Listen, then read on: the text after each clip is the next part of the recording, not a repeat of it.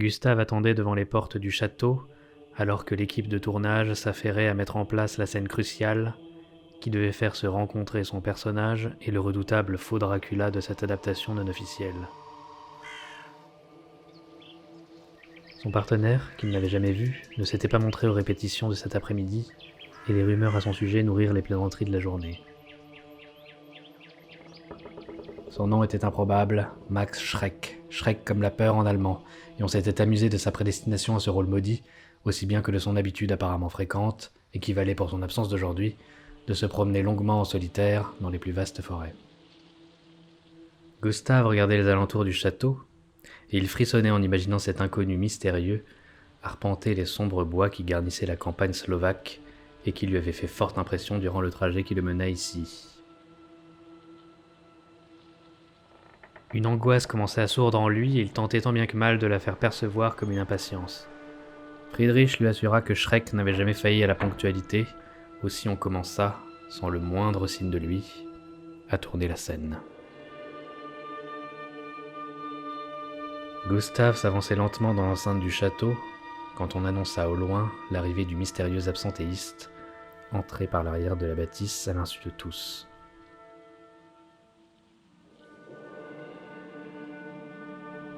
Il vit alors, émergeant de l'obscurité d'une arcade pierreuse, sa silhouette filiforme.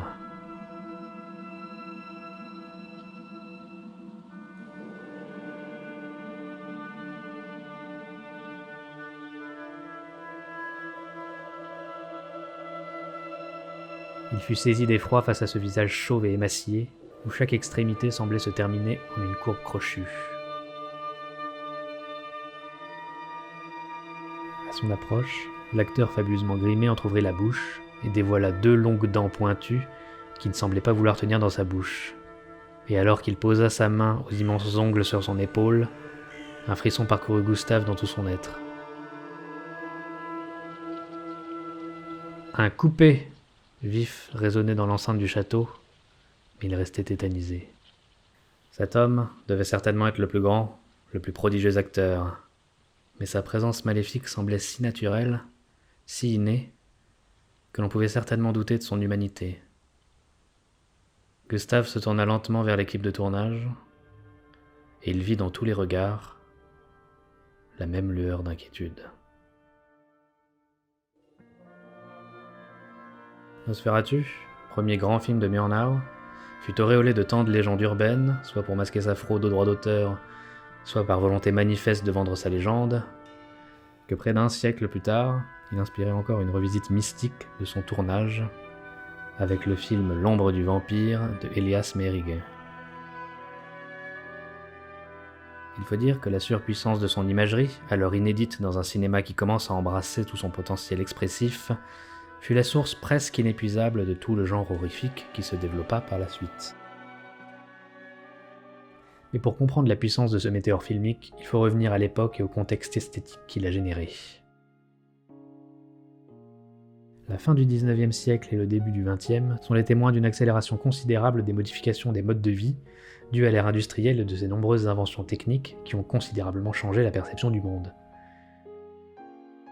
Le développement du chemin de fer, la démocratisation de l'électricité, le développement de la théorie psychanalytique, l'invention du téléphone, de la photographie et bien entendu du cinéma sont autant de révolutions dans la perception du monde dont les arts furent l'expression privilégiée.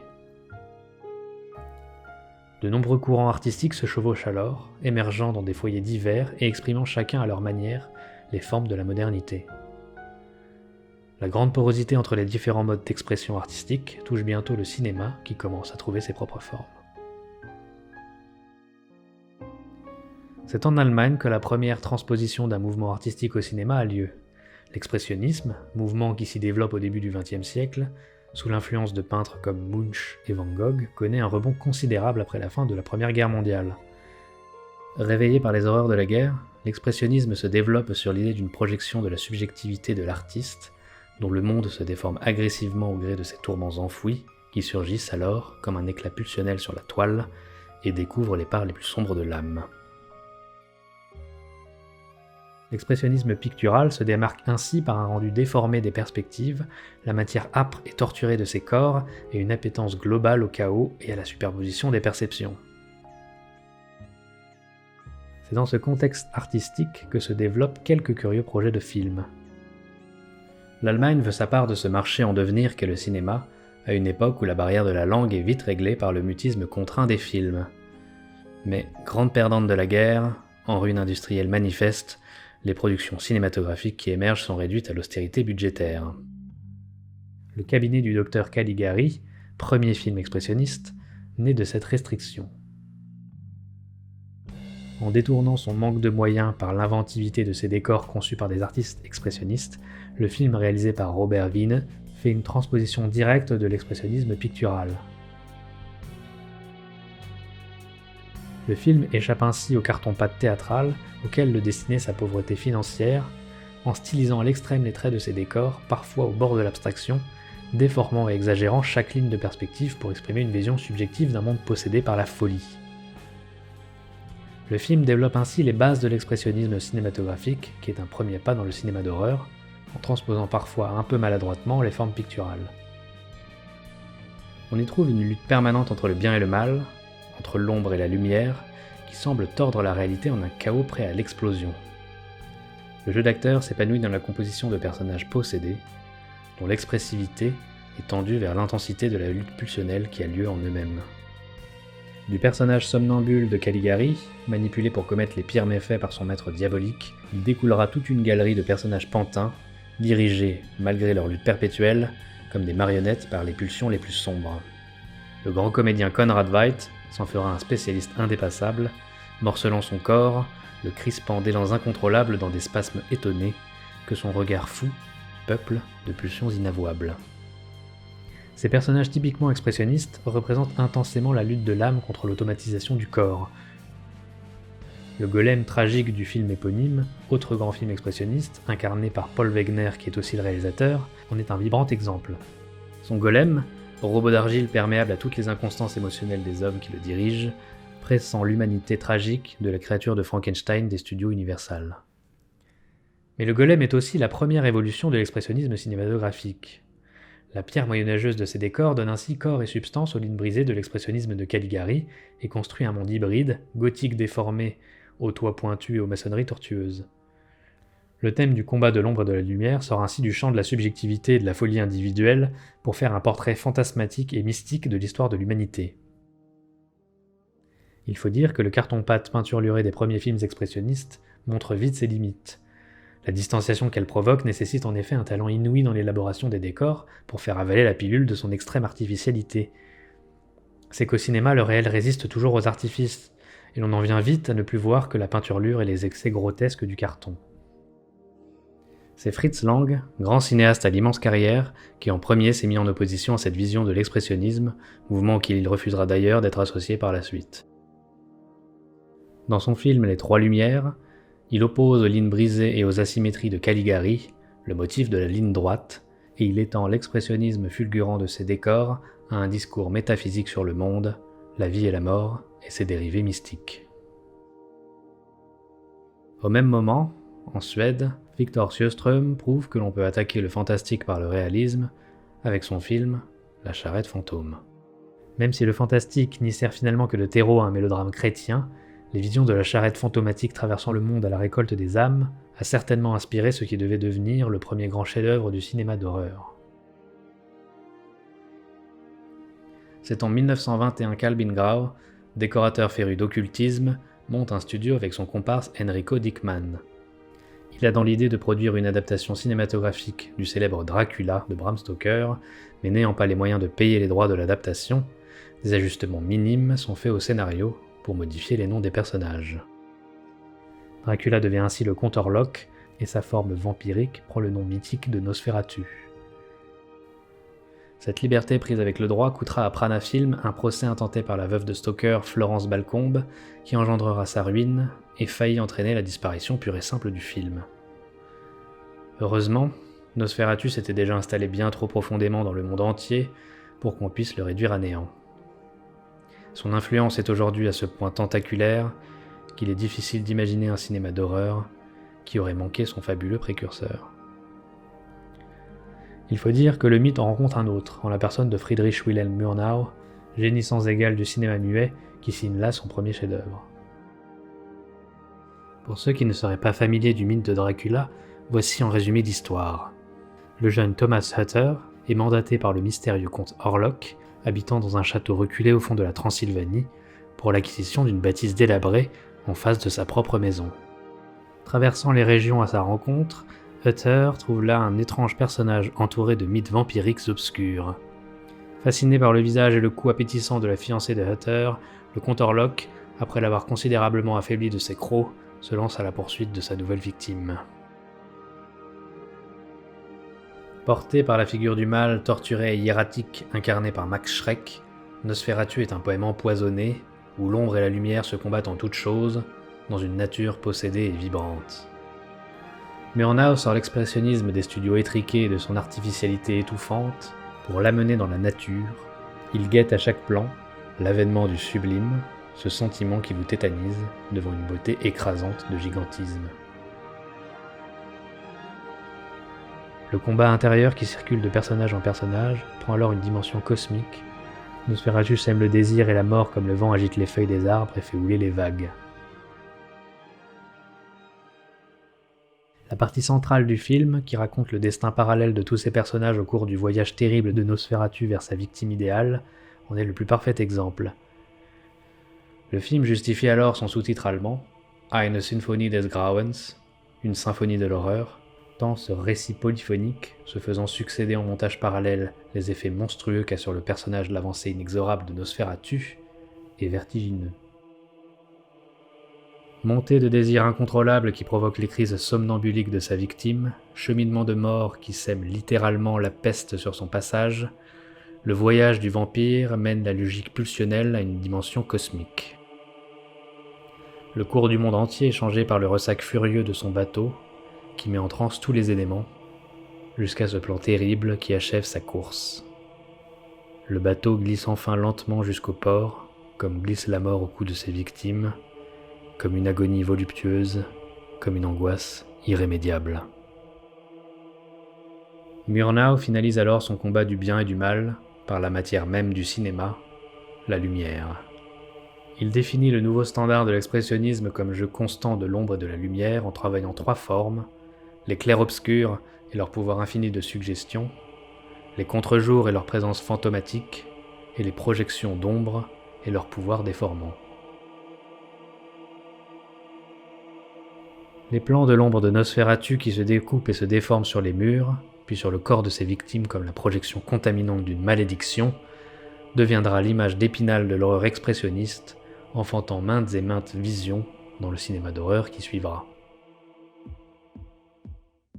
L'expressionnisme, vitalisé par l'influence de ce chef-d'œuvre, s'épanouit encore quelques années avant de se diluer en influence dans le cinéma mondial.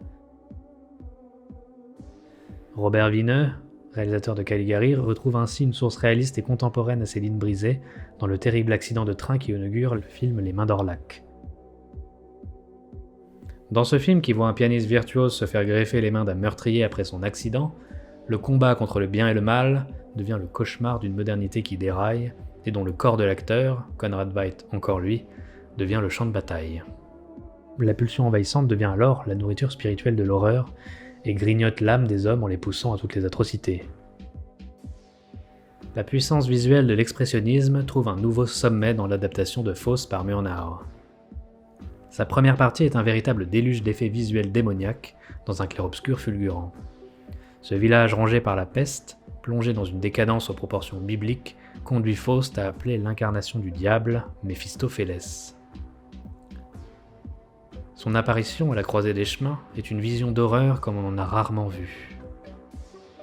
L'effroi qu'elle produit tient, outre la singulière désolation du décor, à un détail. Méphistophélès, immobile, regarde fixement le vague avec des yeux vides qui transpercent la brume alentour d'une lumière surnaturelle.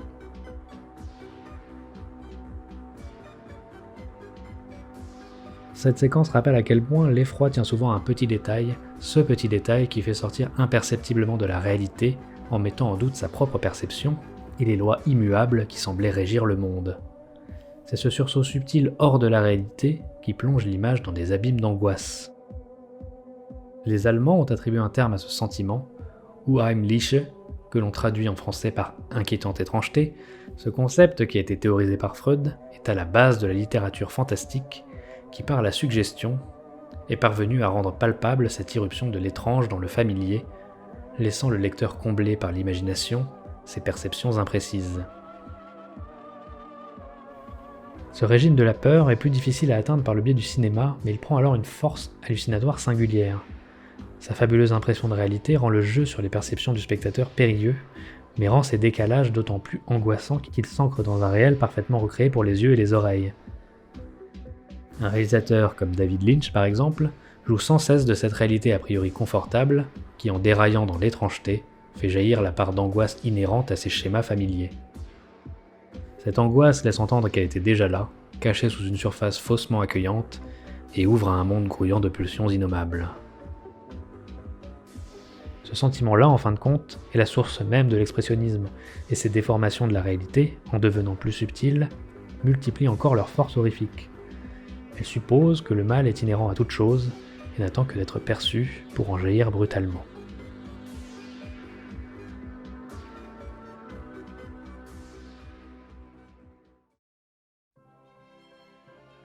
L'expressionnisme, en s'exportant, fit des émules dans le monde entier, et ses thématiques sombres se répandirent dans le cinéma des années 20.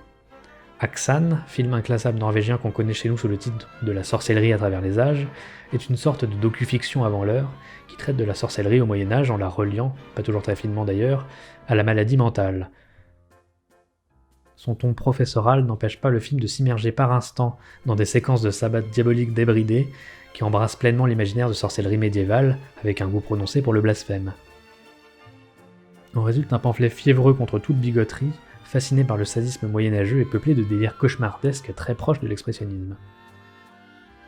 En France, un petit film fantastique égaré dans une production peu adepte de ce genre-là, tente d'emprunter la voie de l'expressionnisme. Ce film, c'est Le Manoir de la Peur. Mais il échoue hélas à retrouver la force d'évocation de Nosferatu dont il emprunte de nombreux éléments, pour finalement s'attarder sur son chimpanzé Star, qui, dressé au cambriolage, devient malgré lui la terreur de tout un village. Outre ses dérivés directs, l'expressionnisme peut être considéré comme le premier mouvement d'avant-garde au cinéma, qui sera suivi de nombreux autres qui poseront les bases du cinéma expérimental.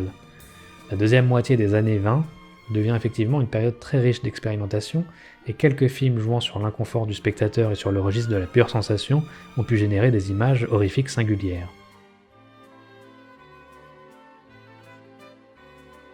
Le surréalisme, mouvement artistique qui se déploie et se théorise sous toutes ses formes durant les années 20, tient Nosferatu comme un objet d'admiration, notamment pour l'intertitre évocateur « Passé le pont, les fantômes vinrent à sa rencontre », qui, bien qu'il soit dû à la traduction française, enthousiasme André Breton, écrivain surréaliste fondateur. Il est manifeste en tout cas que le surréalisme a pu prendre appui sur l'expressionnisme pour affiner des sensations oniriques et les libérer des contraintes narratives. Le rapport logique entre ces deux mouvements se ressent particulièrement dans le film Vampire, qui ne s'y inscrit pourtant pas, puisque le film est danois et que son cinéaste, le grand Carl Theodor Dreyer, n'a jamais été rattaché à aucun de ces mouvements. Pourtant, le thème vampirique s'y déploie selon la logique déroutante du rêve, dérivant de cauchemar en cauchemar au gré de mouvements de caméra langoureux et désorientés. Le film utilise les ombres portées expressionnistes comme manifestation insaisissable d'un monde de fantômes superposé au monde des vivants, jouant le paradoxe d'une mort déjà présente et prête à dévorer toute vie. La séquence où le personnage se rêve en cercueil ouvert et qui met la caméra à la place du mort pour nous offrir la vision subjective de son trajet mortuaire a le trouble angoissant des plus grandes œuvres surréalistes, en même temps que l'atmosphère morbide de l'expressionnisme.